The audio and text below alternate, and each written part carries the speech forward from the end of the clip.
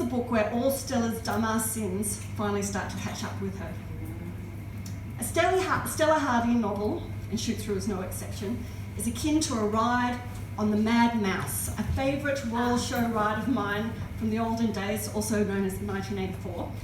You're compelled forward, you're flung sideways, you go up, you go down. It's exhilarating and it's fun.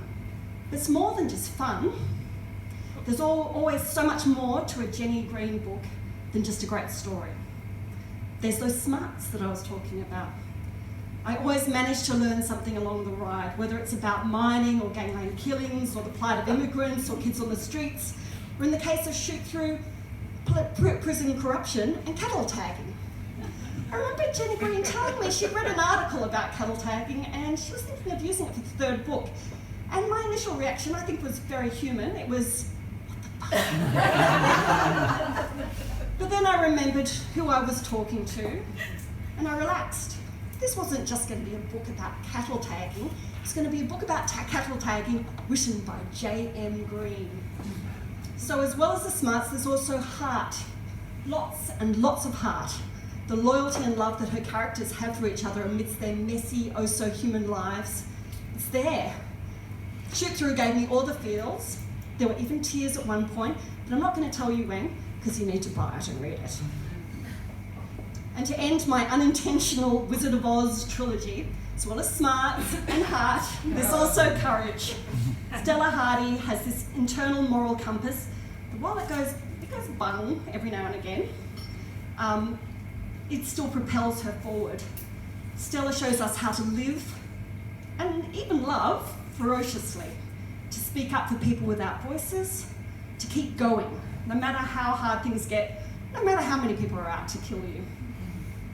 Jenny Green is like Stella. I'm not saying anyone's out to kill her.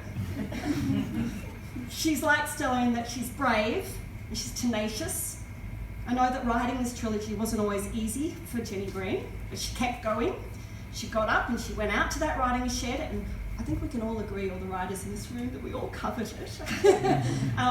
And she kept writing. She kept writing. And thank God she did. Because Jenny Green is an amazing writer. Her writing's at once complex, it's compelling, and yet it's really readable. You can always rely on great names, whether it's people, Verity Savage, Bunny Slipper, Marcus Pugh, also known as Mucus Pucus, Ox Gorman, I like Ox Gorman, places like Jar Jar Drinks, I want to go to that place, and the Narcissistic Slacker, or organisations, there's a bikie gang called Corpse Flowers, and then I also love that Stella's place of work is the Western and Outer Region Migrant Service, also known as WORMS. At a sentence level, there's so much that's laugh out loud, there's so much delight. It's always underpinned by Jenny Green's keen observations. And I just want to share a couple of examples. This one is from when Stella has just eaten some Deliveroo nachos. 1 hour later, leftover cheesy corn chips were stuck to the cardboard box they'd arrived in and had tasted indistinguishable from. A half cask of wine had been drunk, and my mood was one of bruised regret.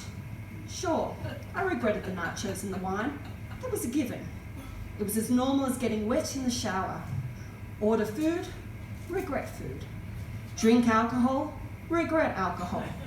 No, this was a rare form of sweeping regret, occurring like a comet or a total eclipse every few years.